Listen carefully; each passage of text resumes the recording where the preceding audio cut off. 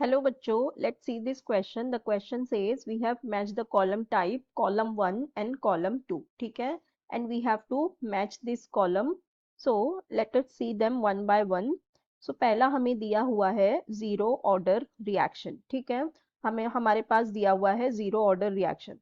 So देखो जो zero order reaction होती है, zero order reaction, तो हमें पता है जीरो ऑर्डर रिएक्शन में अगर हम यहाँ पे देखें, सो इसके हिसाब से अगर हमारे पास देखो ये 2 में दिया हुआ है T 100% is equals to concentration of A initial upon K, ठीक है, क्योंकि T हाफ में अगर हम लिखते हैं तो ये क्या होता है, T half is equals to concentration of A initial upon क्या होता है, ये 2K होता है, ठीक है, टी हाफ में. सो जब ये T 100% हो जाएगा, सो T 100% के केस में क्या हो जाता है, ये हो जाता है इनिशियल कॉन्सेंट्रेशन अपॉन के हो जाता है जीरो ऑर्डर के केस में, ठीक है.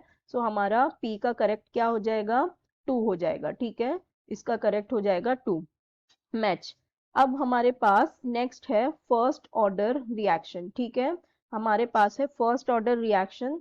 सो देखो जो फर्स्ट ऑर्डर रिएक्शन होती है, फर्स्ट ऑर्डर रिएक्शन के केस में क्या होता है, first order reaction, first order reaction में क्या होगा कि जो हमारा कॉन्सेंट्रेशन ऑफ ए हो जाएगा वो क्या होगा, initial concentration then exponential minus K T हो जाता है, ठीक है.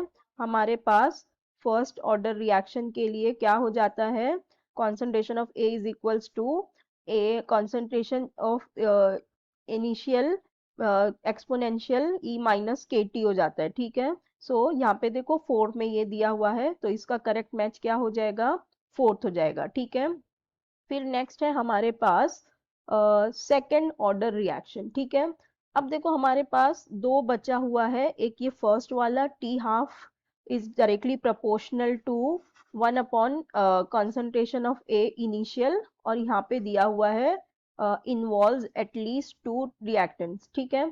अब देखो जो सेकेंड ऑर्डर रिएक्शंस होती है इसमें भी दो ही रिएक्टेंट्स इन्वॉल्व होते हैं, ठीक है, it involve at least to reactants.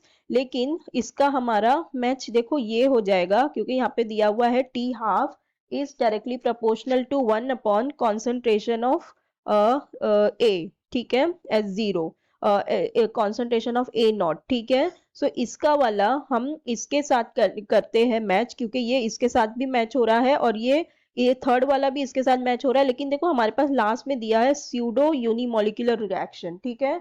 सो हमें पता है स्यूडो यूनिमोलिकुलर रिएक्शन में क्या होता है, इट इन्वॉल्व एटलीस्ट 2 रिएक्टेंट होता है, ठीक है, इसमें भी 2 रिएक्टेंट्स इन्वॉल्व होते हैं, ठीक है, 2 रिएक्टेंट्स इन्वॉल्व होते हैं जिसमें से आउट ऑफ 1 क्या होता है, एक्सेस में होता है, ठीक है, out of 1 is in excess, ये एक्सेस में हो जाता है एक में, ये किस में होता है, स्यूडो यूनिमोलिकुलर रिएक्शन में. सो हमारे एस का मैच क्या हो जाएगा, थर्ड हो जाएगा, ठीक है. सो हमारा करेक्ट ऑप्शन देख लेते हैं, पी का हमारे पास है 2, फिर फर्स्ट ऑर्डर है हमारे पास इसका 4, फिर सेकंड ऑर्डर के लिए है 1, फिर स्यूडो यूनिमोलिकुलर रिएक्शन है हमारा थर्ड. सो हमारा करेक्ट ऑप्शन देखो बी के साथ मैच हो रहा है, सो हमारा करेक्ट ऑप्शन हो जाएगा ऑप्शन बी.